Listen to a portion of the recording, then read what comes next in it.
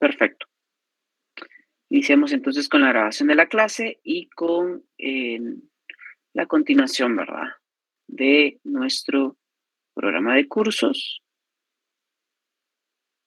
Lo que no entiendo. Ah, bien, ahí está. Ya inició compartir la pantalla. Perfecto. Bueno, miren, pues, tenemos que platicar, ¿verdad? Sobre los delitos contra la libertad e indemnidad sexual. Yo en la clase anterior pues les hacía una relación respecto a que el enfoque que debemos darle al análisis y tratamiento de los delitos de violencia sexual, pues no es únicamente normativo, ¿no? No es únicamente desde un punto de vista meramente de encuadrar la conducta en un tipo penal, sino que tenemos que estar conscientes claramente de a qué fenómeno nos estamos enfrentando para pues tener un tratamiento acorde y un tratamiento digno, sobre todo con la víctima, ¿no? O presunta víctima. Yo pues, independientemente de la posición que ustedes asuman dentro de un proceso penal, ya sea como abogados defensores, como fiscales, como jueces o como querellantes adhesivos, que son las distintas figuras que puede adoptar un abogado dentro de un proceso penal, y ya lo verán ustedes en, dentro de 2 semestres, procesal penal. Independientemente de ello, pues vale la pena introducirnos a este tema y comprender las distintas dinámicas que suceden en los casos de violencia sexual, ¿sí? Cuando nosotros hablamos de casos de violencia sexual, específicamente hablamos de una manifestación de violencia, pues entendida la violencia como un poder físico eh, ejercido directamente sobre el o la sujeto pasivo. Y este ejercicio de violencia, pues, tiene una afectación al bien jurídico de la libertad o la indemnidad sexual de el sujeto pasivo, ¿no? Si evidentemente estamos utilizando la violencia, ya sea física, psicológica, en este caso, pues, la coacción para acceder a una conducta sexual con el o la sujeto pasivo, pues evidentemente estamos en un campo donde no existe un deseo o no existe un consentimiento para tener o para mantener una relación sexual con la otra persona, ¿no? Y esto es algo que creo pues que todos damos por hecho, pero es muy importante y muy relevante para los delitos de índole sexual, ¿sí? Porque cuando se, pues en este caso, sostiene una relación sexual o se realizan actos sexuales con otra persona, debe mediar siempre la acreditación fehaciente, la acreditación clara que esos actos fueron realizados con consentimiento, ¿sí? El consentimiento en el derecho, pues es tratado por diversas ramas del derecho, ¿no? Ustedes verán allá en Civil 3 y, bueno, Civil 3 es sucesiones y registro, sí, pero también es derecho de obligaciones, lo verán el otro año, que el derecho civil le da un tratamiento al consentimiento de una manera muy peculiar, ¿no? Cuando ustedes, por ejemplo, van a asignar o van a firmar un contrato de naturaleza civil, cuando ustedes van a firmar, por ejemplo, un contrato de compra-venta, un contrato de alquiler, un contrato de transporte y distintas, pues, acuerdos de voluntad entre las personas, verán que para el derecho civil, probar el consentimiento o demostrar el consentimiento lo puede realizar de dos formas. Puede existir un consentimiento expreso, o sea, es una manifestación tácita a través de por ejemplo, firmas entre las personas involucradas en el negocio jurídico, recíprocas, ¿no? O sea, mutuamente. Yo un contrato de alquiler lo firmo, ¿sí? Yo un contrato de compraventa lo firmo. Un contrato de hipoteca lo firmo. Entonces, existe una manifestación expresa de la voluntad de las personas que comparecen en el acto civil para realizar esta relación por contrato, ¿no? También para el derecho civil puede llegar a existir el consentimiento tácito. ¿Qué quiere decir esto? Que en ciertos casos no es necesario el consentimiento expreso para nosotros poder exigirle una obligación a otra persona, ¿sí? ¿Qué les digo? Por ejemplo, en un contrato de alquiler se firman las condiciones y la renta por el plazo de un año. El contrato de alquiler inicia el 1 de enero del año 2022, termina el 31 de diciembre del año 2022, pero el 1 de enero siguiente del año 2023, sin existir contrato, el inquilino deposita en la cuenta del propietario del bien la renta, y si el propietario del bien no devuelve la renta, se da por aceptada y el contrato se tiene por prorrogado por las mismas condiciones. Eso, si ustedes se dan cuenta, si bien puede ser que no exista, ¿sí? Que no exista, en este caso, un documento o una acreditación que el consentimiento es expreso, pero si tácitamente el propietario no devolvió la renta o no se opuso a la conducta jurídica de la otra persona, en este caso, pues se tiene por prorrogado el contrato y en este caso se tiene por puesto, ¿no? Se tiene por prorrogado y se tiene por tácitamente otorgado el consentimiento. Acá pregunta Francisca si hay una cláusula para la prueba del contrato y hay un tiempo limitado, Lick. Todo depende de los contratos. Por eso es de que de materia civil siempre se recomienda el auxilio de un abogado para pues revisar ese tipo de cláusulas y dentro del mismo contrato establecer qué pasa en los casos de prórroga y por cuánto tiempo es, porque hay algunos contratos que no tienen esa cláusula, entonces se da por prorrogado indefinidamente el contrato, que eso es un poco complicado para el propietario porque después es muy difícil poder despojar del bien al inquilino, ¿no? Pero ese es un tema de civil, yo solo se los traje a colación porque quería que comprendieran un poco cómo funciona el consentimiento, por ejemplo, en materia civil. Pero en materia penal y específicamente en los delitos sexuales, el único consentimiento válido que podría llegar a exonerar de una responsabilidad legal a una persona que cometió un delito sexual contra otra es el consentimiento expreso y voluntario. Y además, pues todo eso es libre, ¿no? Es un consentimiento expreso, voluntario y es un consentimiento libre. ¿Qué quiere decir esto?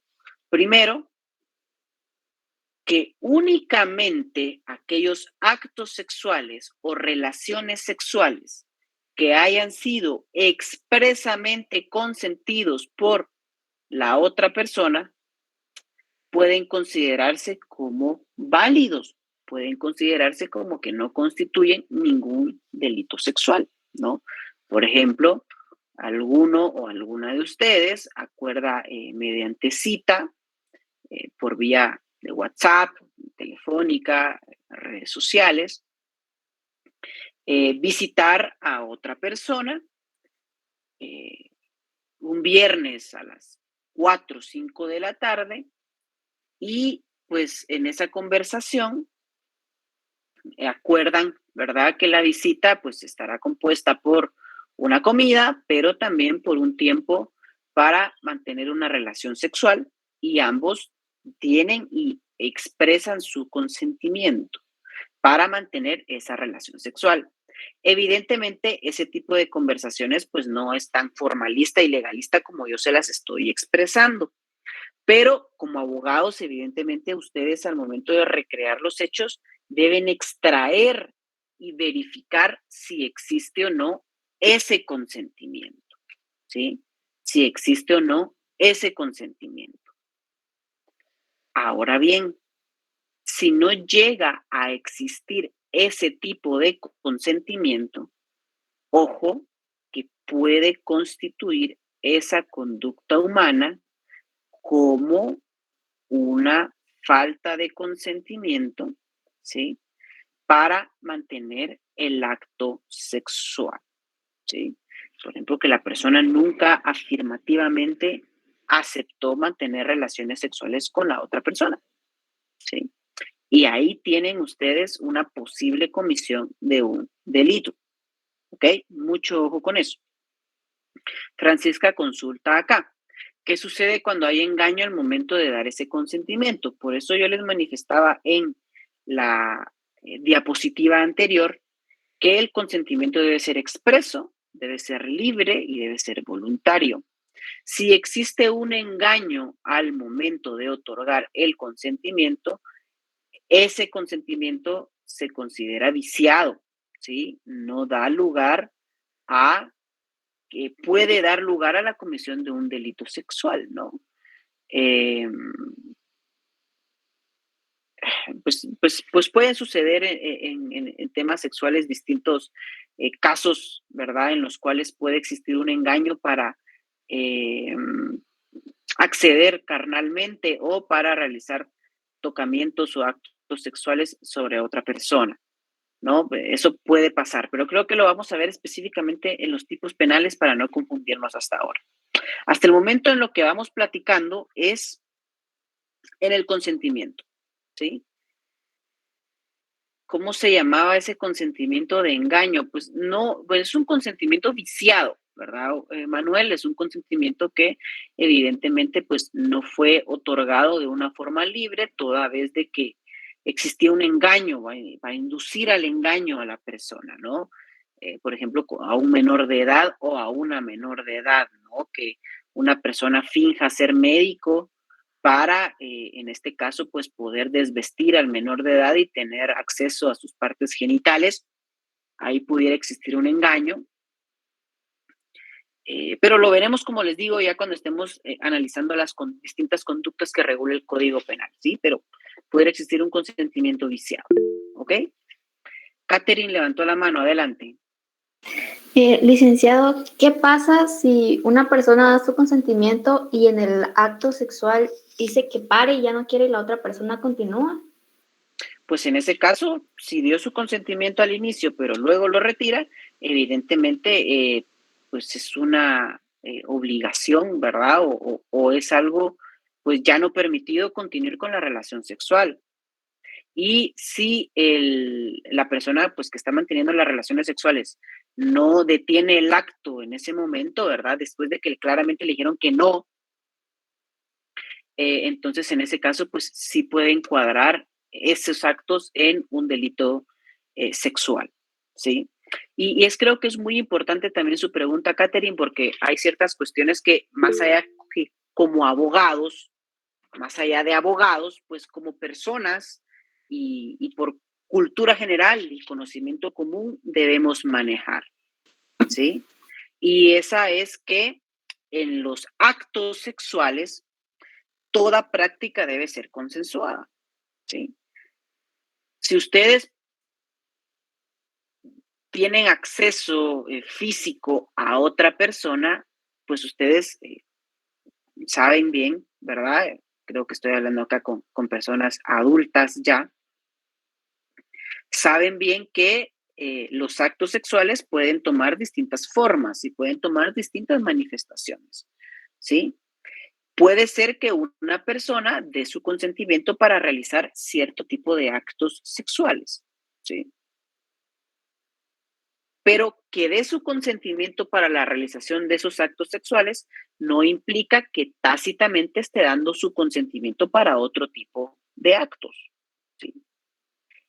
Sin embargo, pues algunas personas dicen, no, Lick, pero si esta persona ya accedió, si esta persona se puso en situación de vulnerabilidad, por ejemplo, que llegue pues, al apartamento de alguien, entonces esta persona como se puso en esa posición, automáticamente tiene que acceder a todo, y no es así, ¿sí? De hecho, incluso hasta dentro del matrimonio pueden existir delitos sexuales. Porque si bien los esposos pueden compartir un hogar en común, pueden compartir una cama en común, pues ambas personas conservan su autonomía de voluntad y su libertad sexual sobre su cuerpo, ¿sí?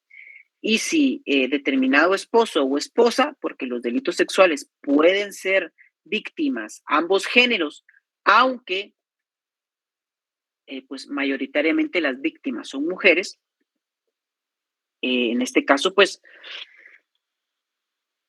al conservar esa libertad sexual, al conservar esa autonomía, pueden tomar decisiones de no tener eh, cierto tipo de actos sexuales, a pesar de que dieron su consentimiento para otros. Les pongo un ejemplo muy concreto, ¿verdad? Por ejemplo, que en la práctica del sexo, pues la otra persona haya dado su consentimiento para una penetración vaginal, pero no haya dado su consentimiento para una penetración anal. Y la otra persona, en este caso el hombre, sin consentimiento, realiza una penetración anal.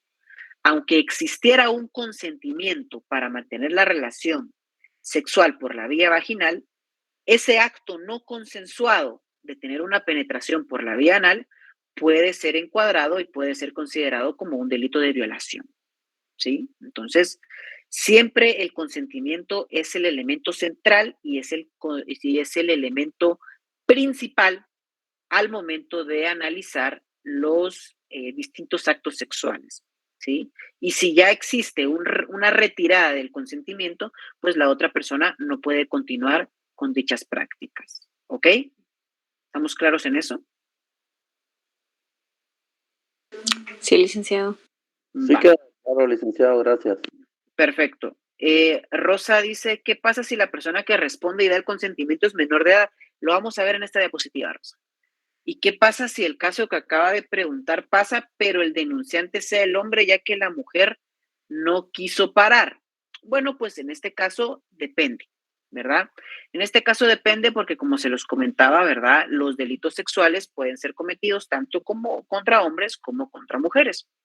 Y los actos sexuales, compañero, pues no dependen todos, Ángel, los actos sexuales de una erección o no del hombre, ¿no? Por ejemplo, que puede pasar, ¿verdad? En este caso, pues los hombres, iba a poner el ejemplo de los animales, pero no, al final como mamíferos, creo que lo podemos entender muy bien, ¿verdad, Ángel? Evidentemente, la erección del hombre es un miembro, pues no depende únicamente de una estimulación física, ¿sí? Sino que también depende de una estimulación mental, ¿sí? Entonces, evidentemente, si el hombre, en el caso que tú propones, ya no desea mantener una relación sexual, pues su erección tiende a bajar, ¿no? Y tiende a ya no mantenerla. Pero puede pasar el caso que, aún así perdiendo la erección, la mujer realice tocamientos no consensuados sobre el hombre y en ese caso, pues ya no sería una violación, porque la violación es específicamente el acto de penetrar, como lo vamos a ver más adelante, pero si pudiera existir una agresión sexual, ¿sí?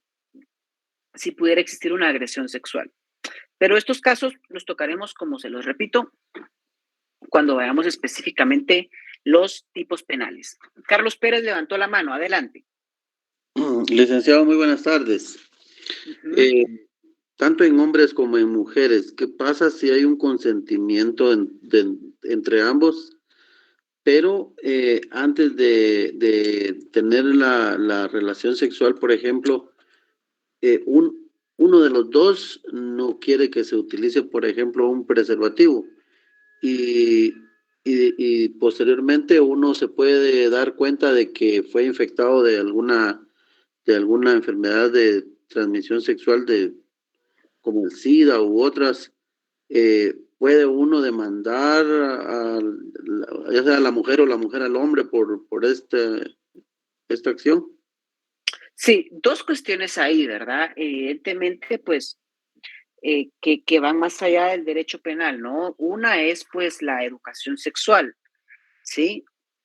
Si bien, pues, nuestros sistemas de primaria y de secundaria no fortalecen este tipo de temas, la primera cuestión es que lo recomendable en el 100% de los casos, sea nuestra pareja o no sea nuestra pareja estable, la otra persona, siempre se debe utilizar preservativo, ¿sí? Se debe utilizar preservativo no solo para prevenir un embarazo, sino que en este caso también para prevenir cualquier enfermedad de transmisión sexual, ¿sí?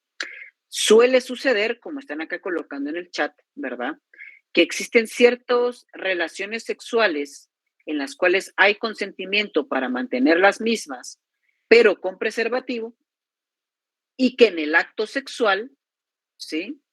Y que en el acto sexual, pues en este caso el hombre o la mujer, porque también puede ser una relación entre ambas mujeres y que utilicen un condón vaginal. Puede ser que, como lo dicen acá, ¿verdad? En el chat, Freddy, pues la pareja sin el consentimiento de la otra decida retirarse el preservativo. En ese caso, pues, al notar la diferencia en la penetración, la otra persona, evidentemente ya es un sexo no consensuado en los términos que lo habían acordado, y pues la otra persona dice, mira, pues no es lo que acordamos, ¿no? Si esta persona continúa con esa práctica, evidentemente pudiera existir, si es penetración, un delito de violación, ¿sí? Para que tengan mucho ojo con eso, ¿ok?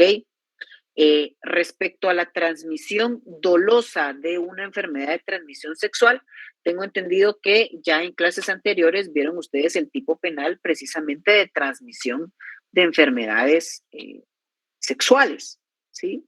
Y en ese caso, si la persona tiene la meta, ¿verdad? Tiene primero debe tener el conocimiento de la enfermedad sexual.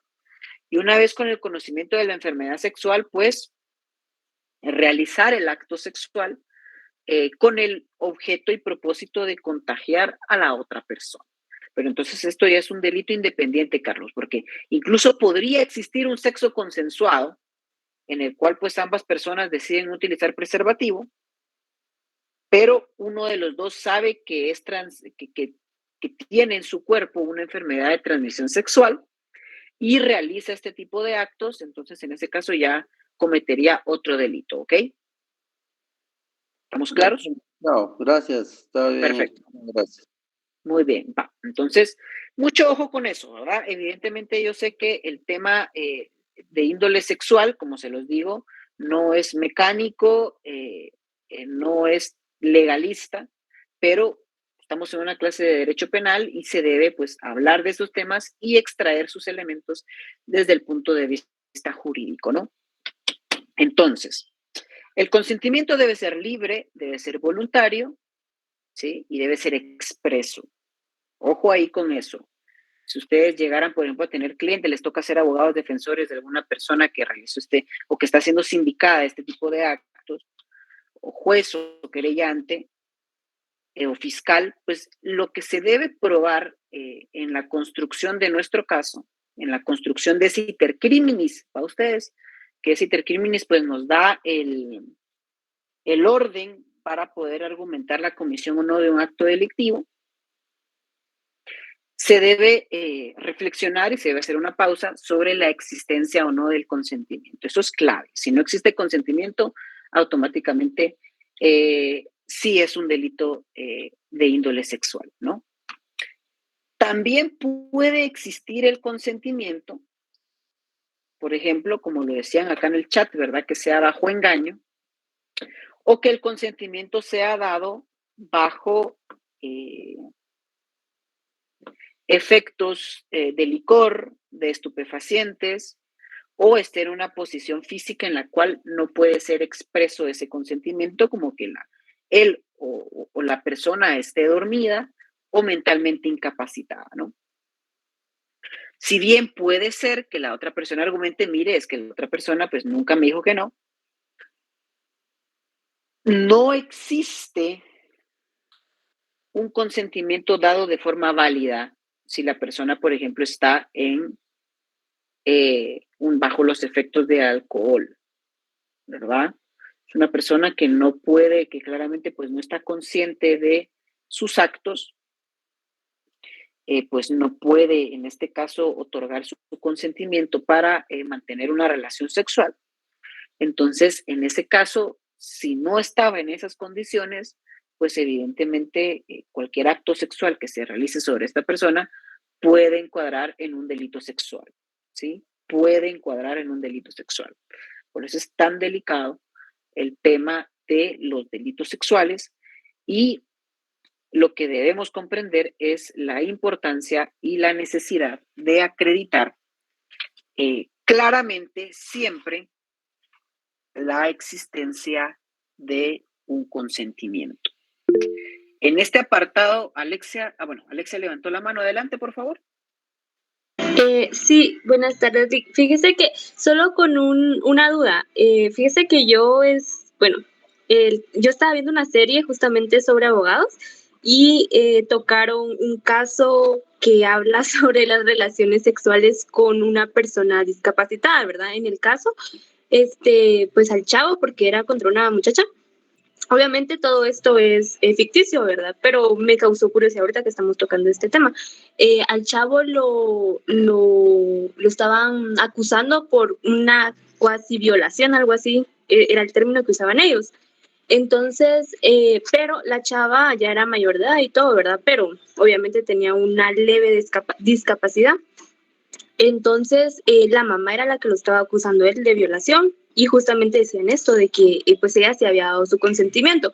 Supongamos de que hay personas con discapacidad y todo que pueden como que mantener una vida pues normal, se podría decir así, como el ejemplo del personaje del doctor autista, ¿verdad? Que puede trabajar y todo, pero en este caso, o sea, si sí existiera una persona así de que pudiera trabajar y todo, entonces sí puede trabajar y todo, pero no puede dar su consentimiento a relaciones sexuales.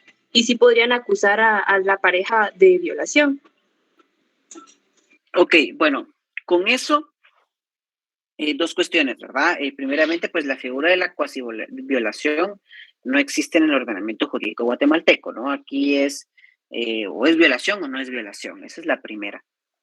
Y la segunda, que me parece pues interesante, ¿verdad? Con su comentario, es, la segunda es que cuando una persona es incapaz mentalmente o no tiene la capacidad de ejercicio, ustedes que ya vieron ustedes en derecho penal, en derecho civil 1, ¿verdad? Los atributos de la capacidad. Cuando una persona no tiene la capacidad de ejercicio y está bajo la tutela legal de sus señores padres, aunque sea mayor de edad, en este caso, pues evidentemente sí existe una afectación que disminuye su capacidad o anula su capacidad de dar un consentimiento claro y por lo tanto, pues en ese caso yo creería que si es una persona que está bajo la tutela legal porque un juez declaró que es incapaz mental o físicamente, sí estaríamos ante un caso de violación, aunque la otra persona en esa falta de capacidad haya dado su consentimiento. En ese caso sí. Ahora bien, pueden existir también personas adultas que, si bien tienen una afectación mental, ¿sí? Si bien tienen una afectación mental, como usted lo menciona, ¿verdad? Por ejemplo, el autismo no en todos los casos es incapacitante.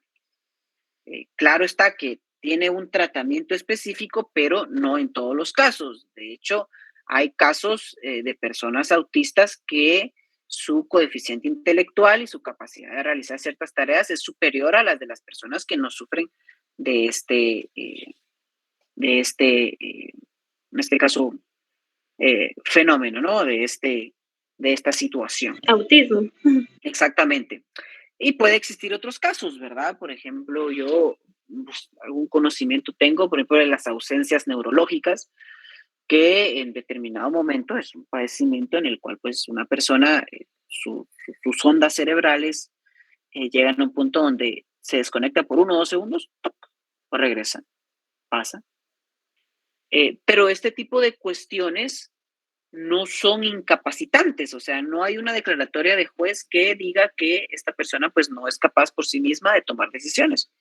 Entonces, en ese caso, si no existe una declaración judicial de incapacidad o por el contexto y las circunstancias en las que uno se encuentra, puede observar que la otra persona sí tiene capacidad y tiene conciencia de tomar ciertas decisiones, pues en ese caso sí se considera válido ese consentimiento, ¿no?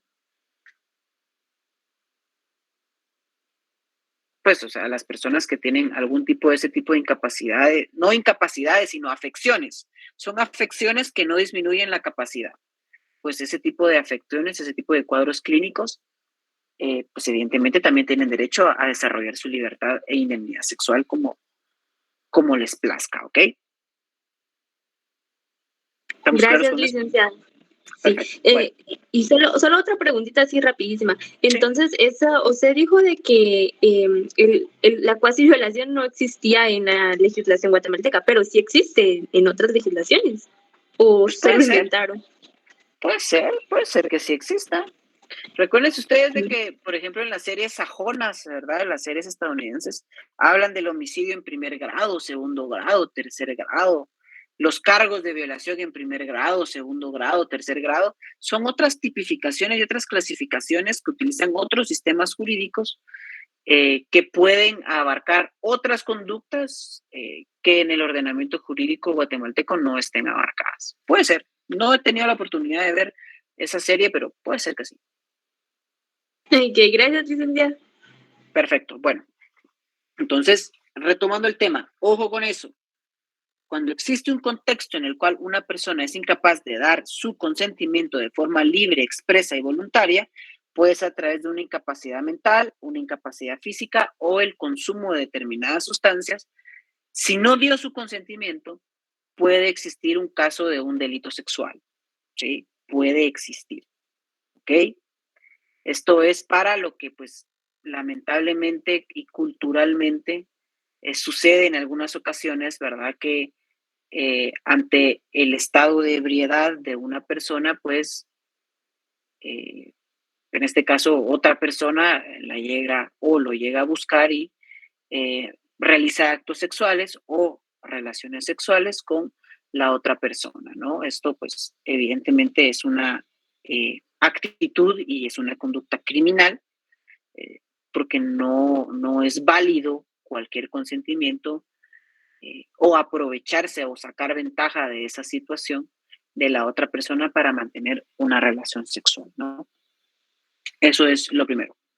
Y lo segundo es la edad mínima para el consentimiento sexual, ¿sí?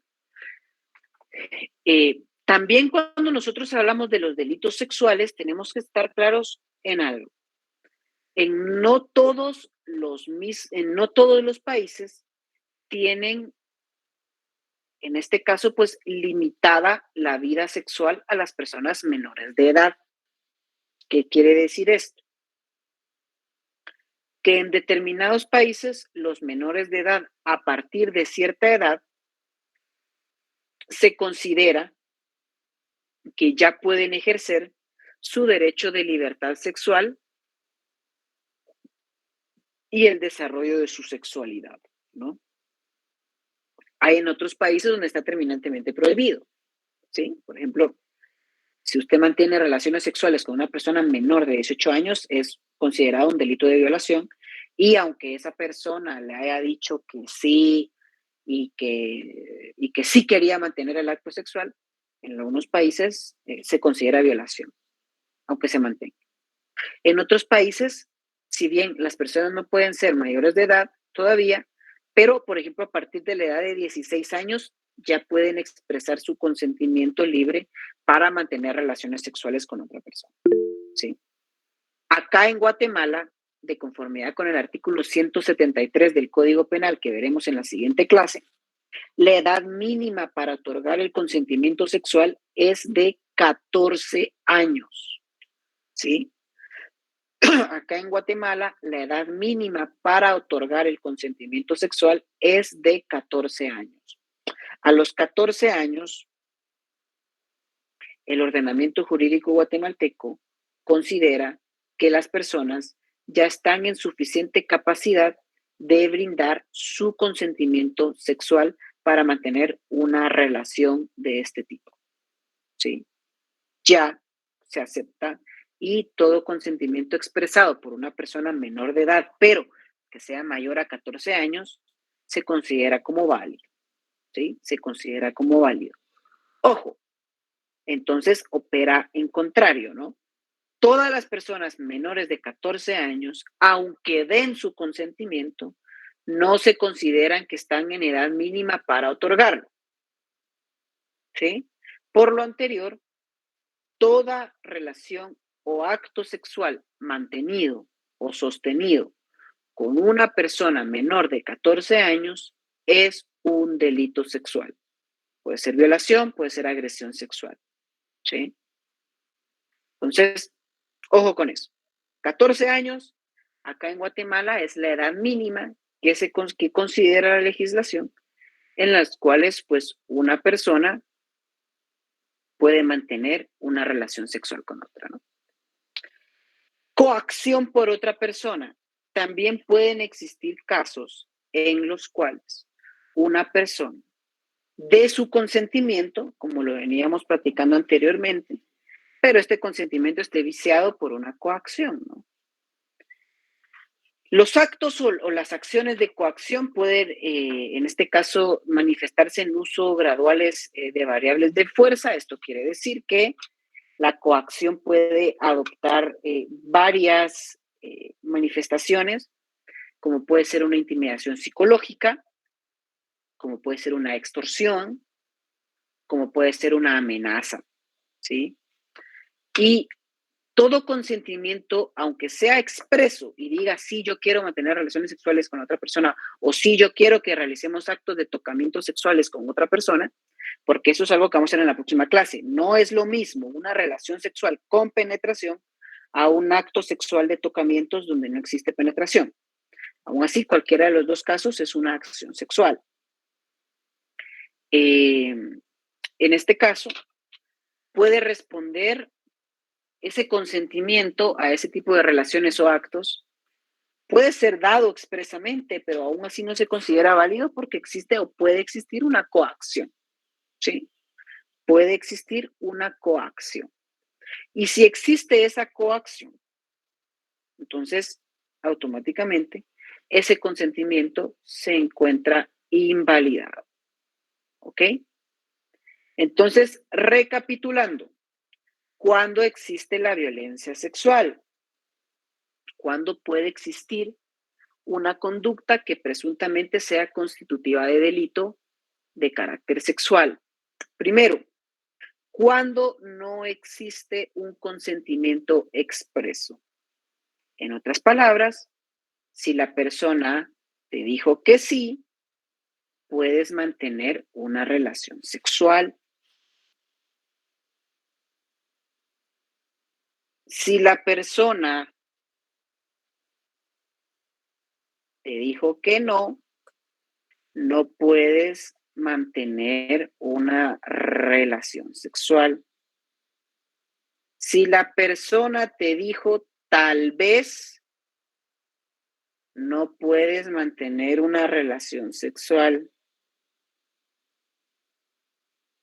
Si la persona no te dijo nada, no puedes mantener una relación sexual, ¿sí? Lo que quiero dejarles claro es que solo cuando es sí, se puede mantener una relación sexual. ¿Ok? Solo el sí es consentimiento en materia de delitos sexuales. Todo lo demás se tiene por no dado el consentimiento. ¿Ok? Lo segundo, puede ser que el sí sea dado, ¿verdad? Puede ser que uno pues dé el sí, pero existe una coacción. Entonces, aunque se otorgue ese consentimiento, esa coacción lo anula, porque no es un consentimiento libre, ¿sí? ¿Cuándo también puede existir violencia sexual? Puede ser que una persona dé el consentimiento también, pero sea menor a la edad legal para consentir actos de naturaleza sexual, que acá en Guatemala es de 14 años. Entonces también puede encuadrar su conducta en una violación o en una agresión o de otro tipo, ¿sí? ¿Cuándo existe violencia sexual también? Cuando la persona puede dar su consentimiento, sí, o no lo dé. Si no lo dé, pues definitivamente es delito sexual, pero puede que sí lo dé, pero esté bajo efecto de alcohol, drogas o estupefacientes que le impidan otorgar un libre consentimiento.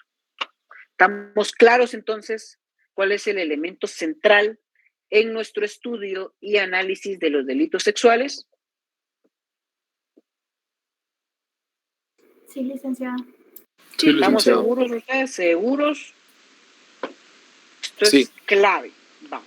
Entonces, en la próxima clase vamos a estar viendo lo que son los delitos de violación, vamos a estar desarrollando el delito de agresión sexual, vamos a estar desarrollando los distintos tipos penales relacionados con la indemnidad sexual, también la violación a la intimidad sexual, ¿verdad?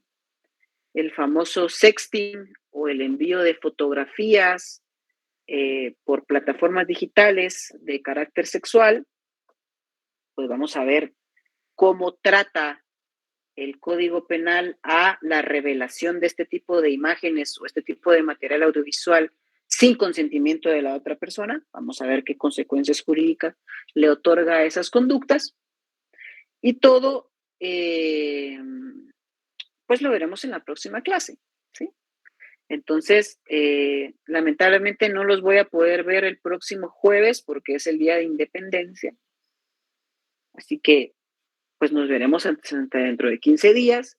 Voy la próxima semana, pues una vez realizados ya los exámenes extraordinarios, tendrán ustedes por Classroom sus notas, ¿sí?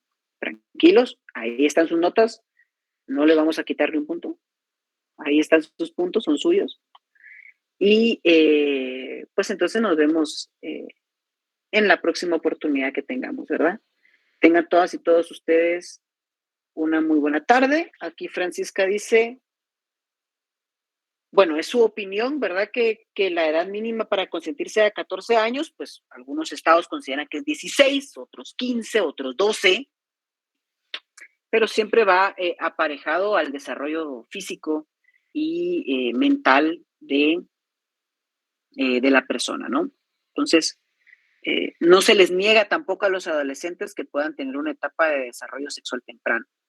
No se les niega, ¿no? O sea, no es que con el DPI a una persona automáticamente se le prende la atracción sexual. No. Pueden existir en otras etapas, ¿verdad? Pero la ley regula una edad mínima para ello, ¿ok? Bueno. Entonces tengan con el DPI dice acá, sí, pues claro, ¿no? O sea, los adolescentes también tienen un desarrollo sexual que el ordenamiento jurídico se los protege, ¿no? Claro, debe ser responsable, debe ser consensuado, por eso se le apuesta bastante a la educación sexual, porque pues son seres humanos, ¿no? Y todos tuvimos esa etapa. Entonces, es algo que debe ser consensuado, informado, libre, para, pues, en este caso, que también es parte, o sea, el sexo también es parte del desarrollo físico y mental de una persona. Eso es algo que no se le puede negar, está en la naturaleza, ¿sí?